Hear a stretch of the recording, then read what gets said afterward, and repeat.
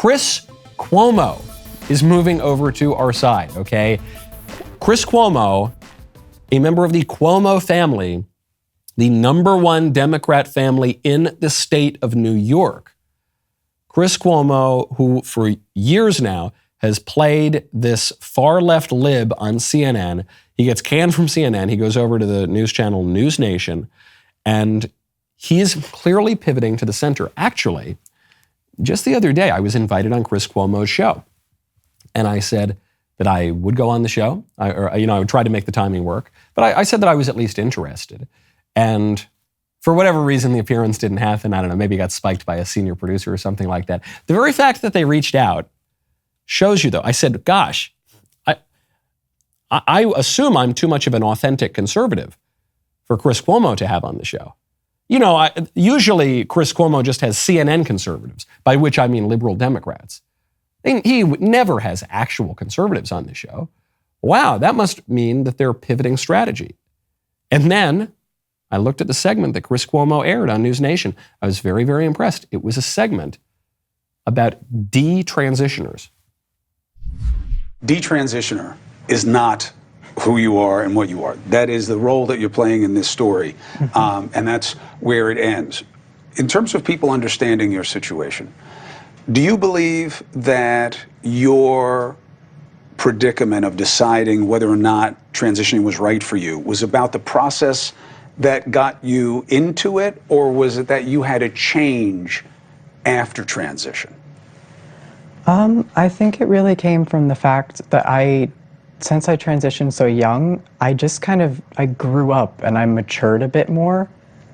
And I really thought about my future in ways that I was just not capable of at the time of the medical interventions. I thought about do I want biological children? And I kind of had an oh shoot moment because I realized what could have been done there and that I could have really damaged that chance, along with just like I said, really just getting older and growing up a little bit more and being able to actually process what these feelings were.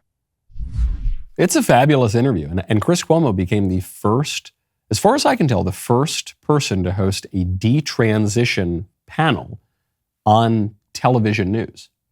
That's very impressive. Why is he doing it? I don't mean to question his motives, or maybe he's really moving to the right. Could be. Getting canned by CNN probably would do that to a person. So maybe it's totally sincere. But at the very least, Chris Cuomo is a very sharp political actor. The Cuomos are very, very sharp political people. And Chris Cuomo, I'm sure, is seeing, wow, this crazy transgender stuff, this does not play in Peoria. All right, this is a minority opinion in America, that a man can really become a woman and a woman can really become a man, and we should pump 16-year-old girls full of hormones and potentially sterilize them and destroy their voice forever. And this is not good stuff, okay?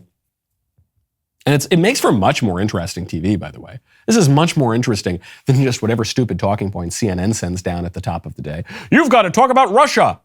You talk about how the walls are closing in for the 10 millionth time. Yeah, talk about how Trump paid his taxes or whatever. Yeah, that's good. No, this is obviously much, much more interesting.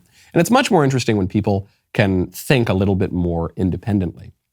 It's a line, I always quote Dante all the time. But when Dante's seeing his ancestor in paradise, Cacciaguida gives him some political advice. He gives him two pieces of political advice. And actually, the first one relates to the top of the show. He says that letting in too many immigrants ruins cities. So he's saying this from heaven, okay? But the second thing he says is, you can't just tie yourself entirely to a political party and make that your whole identity. You're going to get totally burned, okay? Ultimately, you need to transcend those petty little squabbles and become a party unto yourself. And that's true for all of us.